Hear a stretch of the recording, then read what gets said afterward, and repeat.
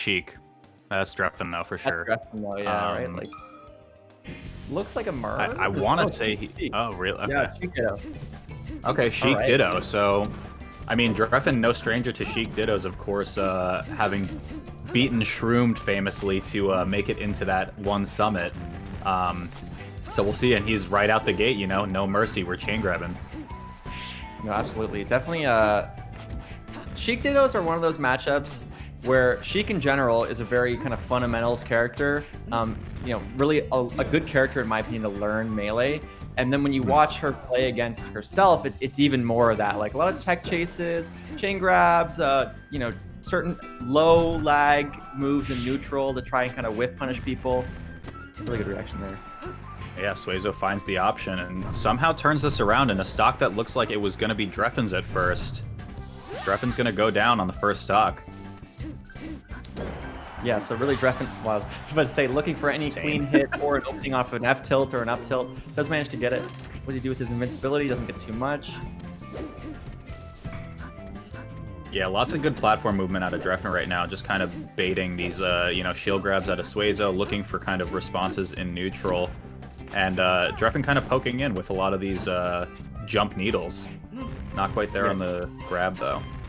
Yeah, the low percent chain grab is a bit difficult, but at this point, it becomes a lot more reliable. Only problem there, beautiful reverse fair, is the platform does make things a bit more complicated. You're not sure if they're going to land on it, but beautiful reactions. He was much more ready this time.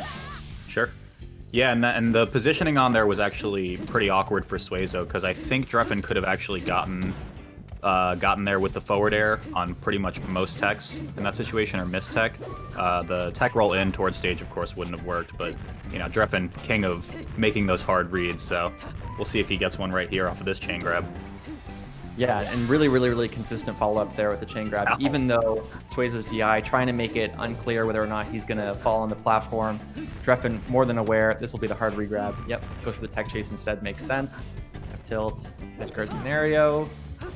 Yeah, just all over him on the corner pressure. You know, same as how we saw Ginger the set before. Really strong corner pressure right now. Drephen just making all the right calls by the ledge. Okay.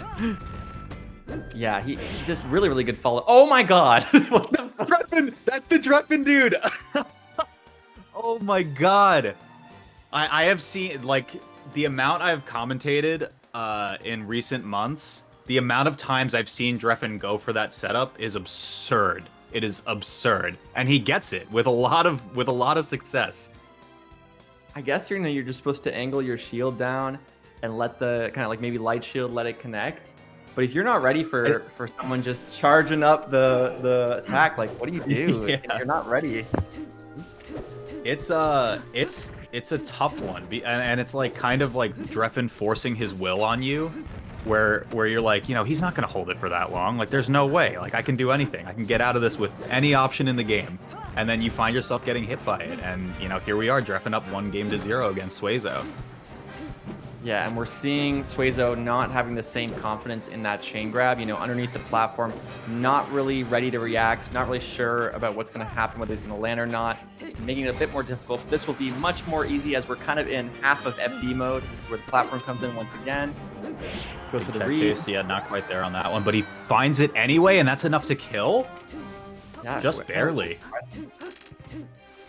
One of the things I always notice with this matchup is just how good Sheik's spot dodge is. Like, you see them use it so frequently. It's actually just a very solid move in terms of the frame data compared to some other characters. Absolutely, yeah. And, you know, Suezo with a bit trying to come back with a small disadvantage right now. Drephen's going to find the grab again, but platform right there, he's ready for it this time. Okay.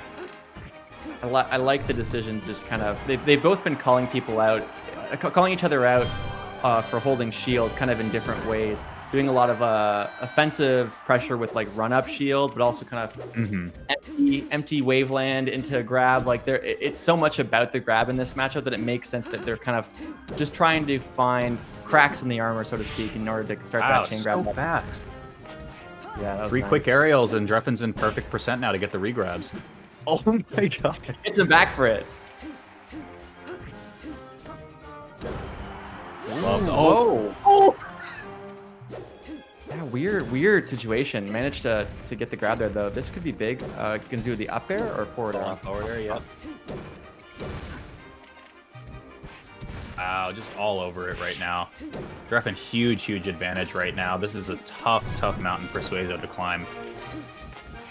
Drephen did the, it's a thing you see a lot of top players do, where they'll grab and then they'll ASDI down, so if they go for any option, like a jab or something, they can just get another grab. Yeah, Suezo just calling it there. Oh yeah, I think it was a face roll tweet where he's like, are you a new player who thinks shield grab is good, or are you a top player who knows how to ASDI down or something like that? But for anyone who is at home, just hold C-stick down when you shield grab, and if they do any like low % attack, you can just get another grab again. It's such a, I mean, I don't even do that enough, but it's such a hard thing to practice. Yeah. Well, it's not. It's like, it's just sort of one of those things you don't think about. It's kind of just like a lot of ASDI down stuff where it's like, oh, okay, while I'm dash dancing, if I hold C-stick down and then they attack me in certain, like with certain moves, I can just punish them with like invisible crouch cancel is what I like to call it. Yeah. We're getting Tyler Swift versus Ginger, so that should be quite an interesting set. Okay, so Tyler Swift, the winner of the set versus Kevin Maples. I feel like that's actually kind of a good win overall. Yeah, solid. I think it was 2-1 too, because yeah, it has to be because they were 1-1 at one point. So good stuff for Tyler Swift. Always impressive to see a Pikachu do well no matter the context. I'm not a huge Pikachu. And we'll see how he goes versus Ginger, but yeah, I think it's going to be pretty rough. I personally find that matchup is quite good for Falco. In general, I think Falco gets pretty consistent combos on Pikachu. Of course, Pikachu can, really gimp Falco easily, but not every character has those like reliable, consistent follow-ups, and Falco absolutely does. Like just basic pillaring stuff can really, rack up a lot of damage really quickly. Sure. Yeah, I guess we're gonna have to see, because again, the last set was just kind of the story of Ginger corner pressuring the living shit out of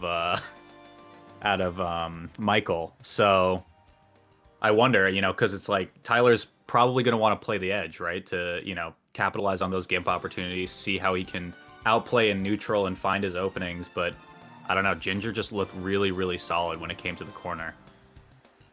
Yeah, and it's a weird matchup generally. Like I can't say I'm super familiar with what Pikachu wants to do, even though I play Falco, but certainly as Falco, feels very much like certain aerials can make it pretty hard for Pikachu to commit.